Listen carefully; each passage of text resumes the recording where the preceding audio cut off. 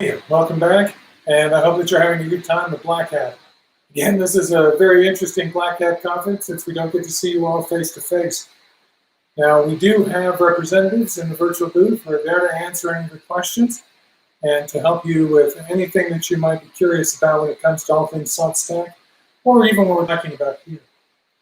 Now, the presentation which I'm going to give next is one that I've talked about many times. This is all about the question of what is it that we really should be demanding from the cybersecurity industry. When we step back and we look at the cybersecurity industry, we have to ask ourselves some questions about what's really going on and how that industry is formed and how it is changing and how it needs to continue to change. So I'd like to propose that what we should be asking for from the cybersecurity industry is different from what they're delivering.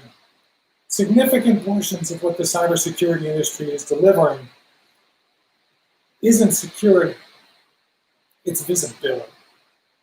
So much of what the cybersecurity industry delivers is that window into what's going on inside of your infrastructure. It's that window into where things exist and where the vulnerabilities really lie.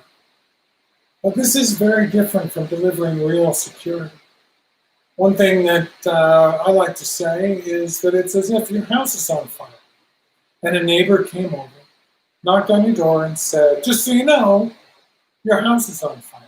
And then they left and did absolutely nothing to assist you with the fact that your house is on fire.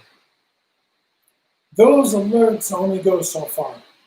We need to be able to rethink how we manage our infrastructures from a security perspective.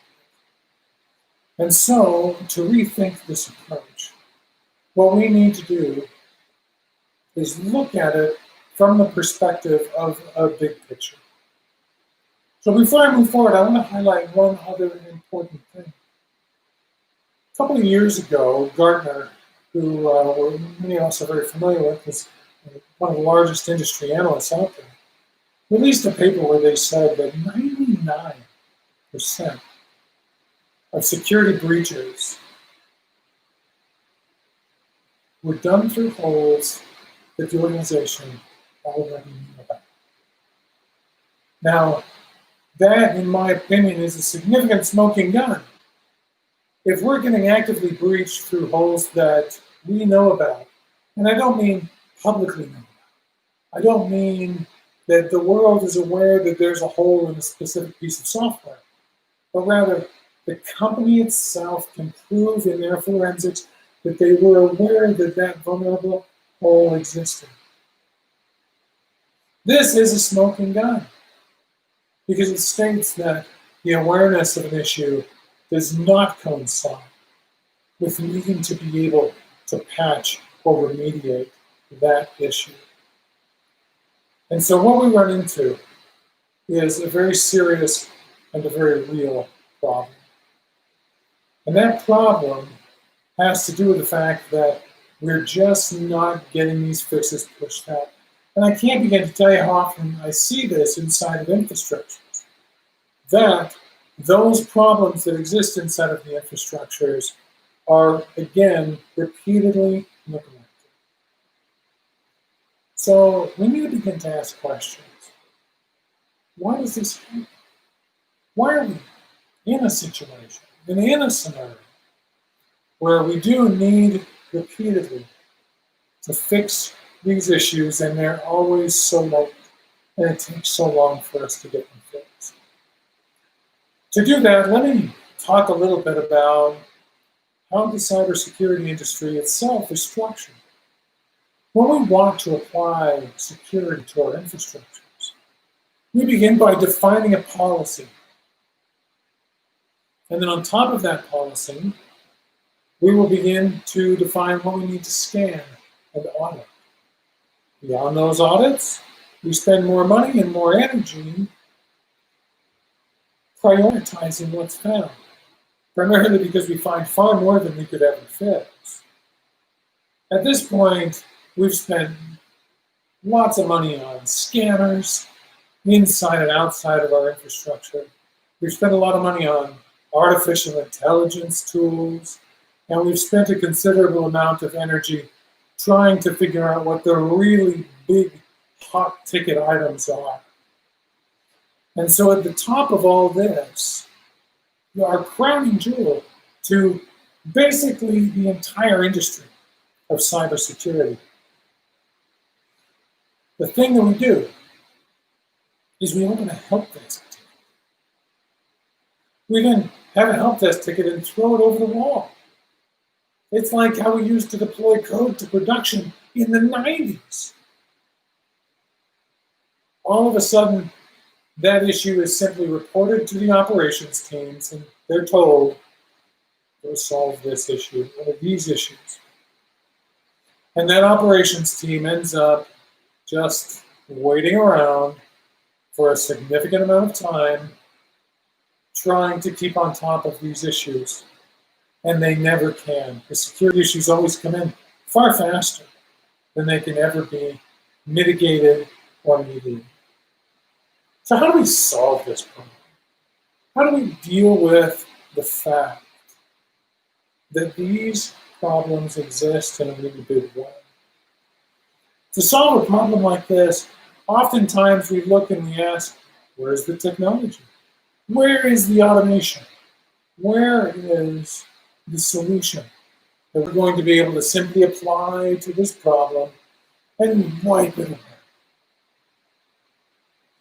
So what we end up with is continually buying tools that make new promises and oftentimes introduce new problems, have new teams that are using them, and new challenges.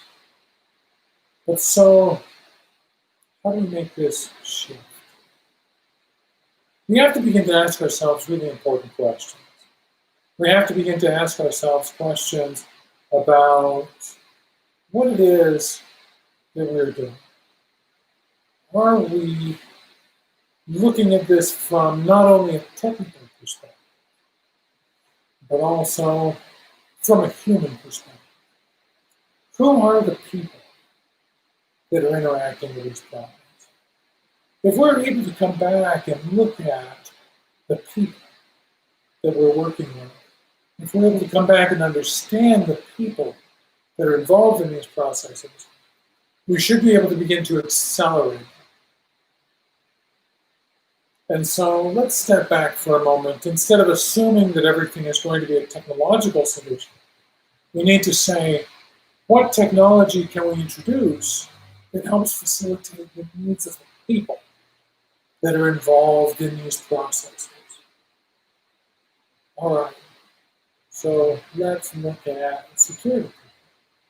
The people who are functioning in a cybersecurity role, many of you. When you get up in the morning, what do you care about? You care about securing those policies. That's why we then scan the infrastructure and hunt and search to try and find everything that we possibly can so that it can be fixed. The security professional's job has everything to do with finding these issues.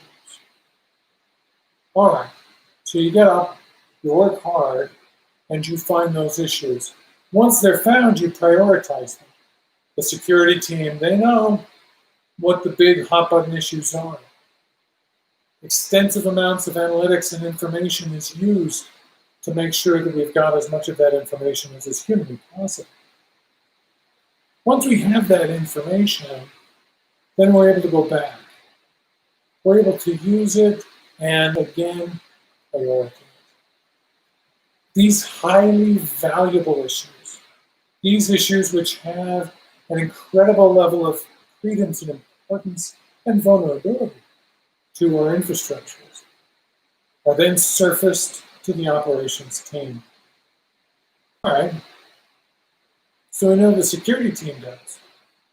The security team is going to focus on getting all of this information surfaced, getting all of this information presented, and making sure that the operations team knows what to do. They're all about visibility, and they're good at visibility. Well, now they've thrown it over to the operations team. What does the operations team think? How do they behave? What do they think about when they get up in the morning? The operations team wakes up in the morning and they ask themselves, how do I make sure my infrastructure is still running? How am I going to deploy all the applications I need to deploy? How am I going to make sure that my development teams are operating smoothly? When they wake up in the morning, their primary concern is very rarely the application of cybersecurity. It's almost always runtime, uptime, deployment.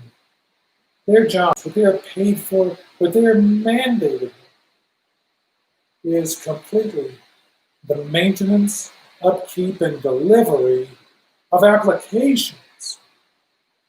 And so what does their workflow look like? When over the wall is lobbed this grenade, when over the wall we send a major security threat. Their workflow looks a little different. The first step that they take is to say, well, I need to prioritize this. Well, if you've been paying attention, we've already prioritized this. It's already red hot. It's already a serious problem. The security team, if they were in the same room as they said, well, we need to prioritize this again. Let's see which ones we can get to. Oftentimes lose their minds. And it's one of the reasons why the operations team doesn't want them in that room. Again, that's a pretty comical thing to watch unfold. As we're able to sit down with the CISO and top members of security teams at organizations and watch as the operations leaders own up to the fact that they don't have any intention of ever fixing some of these issues because they don't have the resources, they don't have the people, and frankly, sometimes they don't even have the know-how. There are people that are all about deploying the application. Many times I've been in rooms where they say, there's a couple of these, I don't even understand what the problem is what they come back and say. Needless to say, this is a serious security problem because the first thing they do is throw away grenades where the pin has already been caught. So, what's their next step? Their next step is, now that they've selected one that they're actually going to work on, is that they need to figure out the fix. They figure out the fix, and then they need to figure out how to automate that fix. Once they figure out how to automate that fix, they have to build the automation to do so. This is what people today are calling SecOps. People today are saying you've implemented a SecOps strategy, which means that your operations team can automate security fixes. That's not what SecOps is. That's a terrible definition. Because what that definition says is that we're trying to merge security and operations embedded inside of the operations workflow. This doesn't make any sense at all. What makes sense is if we're properly communicating between these two teams. But so we call it SecOps. I'll keep going. They build an automation that is going to fix that issue. Then they need to execute that automation. They execute that automation and get that deployed into their infrastructure. And the fix is happening. Well, sometimes the building and execution of that automation can take a significant amount of time. The execution of that automation needs to be done very carefully, within a change window, when the time is right, and it needs to be done carefully and be very thoroughly tested. Because these security fixes oftentimes aren't things that are tested for in the operation of the normal application. And it is very common that a security remediation can cause operation problems. And if the operations team fixes a security issue and it causes their infrastructure to go down, who gets blamed? It's not the security team. It's the operations team. Ironically, I might add, if you get hacked, who is it that's to blame? It's not the operations team that didn't fix the hole. It's the security team who is asked, how did you let us get hacked? Even though they don't even have control over being able to manage that entire cycle. So here we are. We finally rolled out the fix to a subset of flaming problems. So what comes next? I'm astonished how often this is the case. But what comes next is that a few months pass, and the same issue gets delivered to that security, to that operations team. The exact same issue. The operations team looks at it baffled. I could have sworn we fixed this. Is this an old scan? They check the date on the scan. No, the scan happened last night. How is this hole still here? So many operations teams don't even have access to the same scanning tools that the security teams do. How can we communicate at all when we ask an operations team to deploy a fix, but they don't even have access to check and see if that fix is still a thing? Clearly, this is a serious issue. And so without the ability to validate that fix early on in the phase of deployment, we end up still finding it and having to fix it yet again later on in a different way. So, how do we fix this? How do we get these teams to communicate? Communication is not just about sitting everybody down in a room and singing Kumbaya. Hopefully, we all know this. I say that because I'm well aware of the fact that many people don't seem to understand this fact of life. That communication is about creating common ground for two groups to communicate over. One of my favorite examples, I'll use a wartime example. One of my favorite examples is in the 1870s, Germany was being unified into a new country. And that was the goal of the officials in Prussia. And one of the ideas that they had was that they would take all these different German little nations and send them off to war against the French. And the idea was, normally the people from Bavaria fight with the people from Bavaria. And the people from Prussia fight with the Prussians, and so on and so forth. They decided to mix all of the units so that all of these different units had different people in it from different regions. And every day, instead of telling them, you're fighting for Bavaria, you're fighting for Prussia, they would say over and over again, you're fighting for Germany.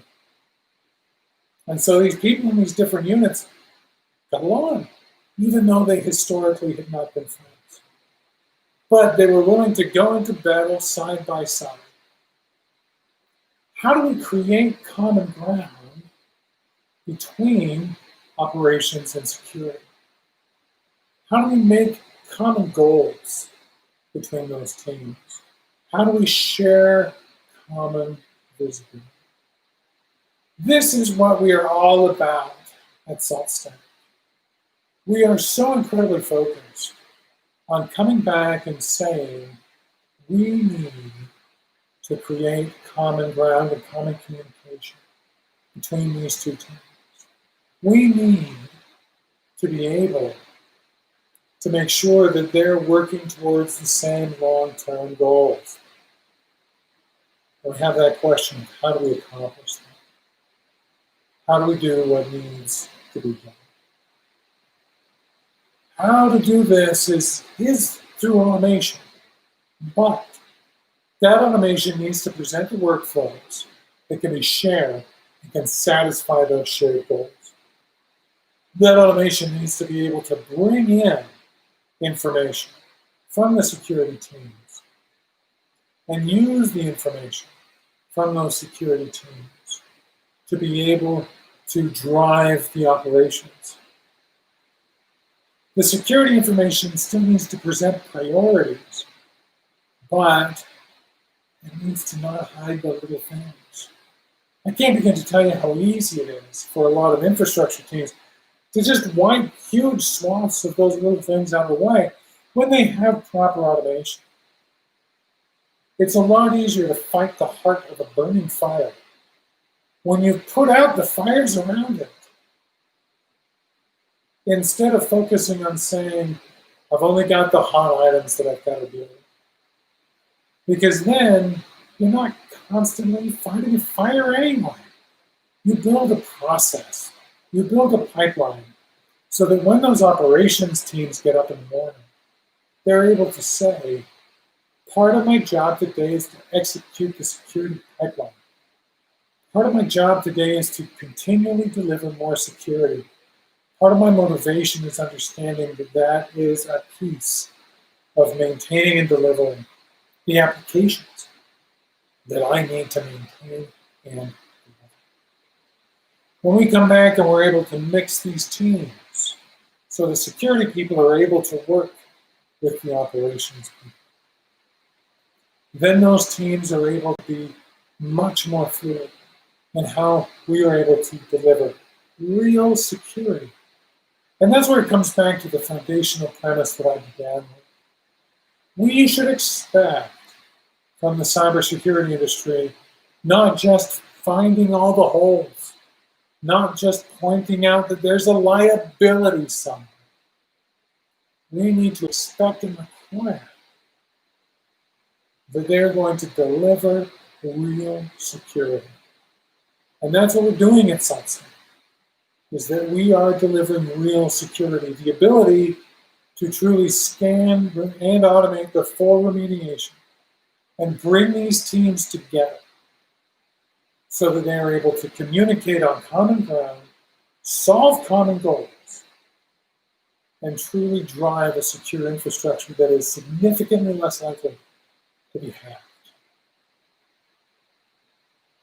Now, if any of you have any questions, please go ahead and address the staff that we have in the virtual booth. And if there's a question they can't answer, it will be surfaced to me, so I better be able to answer it. But thank you all for coming, and I'll see you at the top of the hour for yet another presentation. Until then.